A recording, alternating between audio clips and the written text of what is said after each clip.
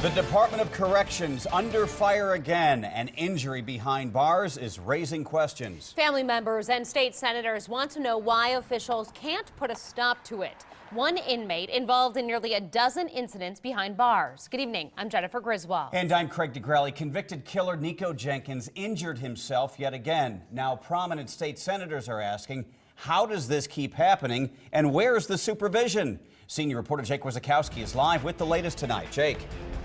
Jenkins, a safe keep from Douglas County, reportedly swallowed a set of keys over the weekend while in prison. His sister is extremely upset. Some state leaders say it's a systematic failure that should already be fixed, and one is calling for the prison director's job. That should have never happened. And it was very disturbing to hear. Sophia Jenkins, Nikko's older sister, says when she tried to visit her brother in Lincoln on Sunday, she couldn't believe why. She tells KMTV exclusively that her brother was strapped to a bed by corrections staff when he grabbed a set of 7 handcuff keys and swallowed them. It really did. It was disturbing. It was heartbreaking, and it was unbelievable. Like I couldn't even imagine it. Like, really? He swallowed some keys, and then let alone 7 keys. NDCS says staff tended to him and he didn't need to go to the hospital. But on at least 10 occasions in the last year, Jenkins has harmed himself by cutting his face and tongue and mutilating his genitals with razors and other objects.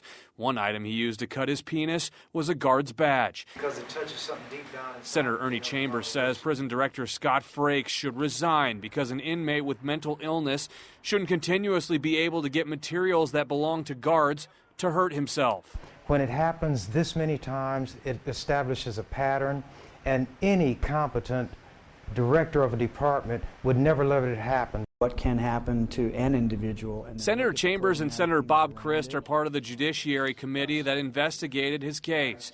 Christ says no one should be segregated like Jenkins was for years, and 35% to 40% of prison inmates have mental, behavioral, or addiction problems. We have to solve the equation to have a brick-and-mortar facility and psychiatric and psychological staff available to deal with these mental behavioral health and addiction problems. Sophia wants to know why someone like Jenkins isn't at a mental hospital when they clearly need it, and it's previously been ordered. For his illness, he needs to be in a hospital, and he needs to be treated for his mental illness and not in 23-hour confinement. When an individual who has been found to have mental problems of various kinds continues to engage in self-mutilation, I think it is criminal conduct, and there ought to be an investigation by the county attorney or grand jury, but that's not going to happen.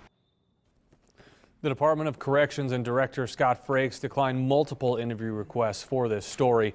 Jenkins has been deemed incompetent to proceed to court in the past and exclusively in 2014, August of 2014, but the Lincoln Regional Center refused to take him at that time due to safety concerns. Reporting live in the News Center, Jake Wazakowski, KMTV Action 3 News. The Nebraska Department of Corrections issued a written statement about the incident. It says this: the department reviews incidents such as this to determine if policies and procedures are appropriate or need to be changed. Our goal is to provide a safe environment for staff and inmates. An update on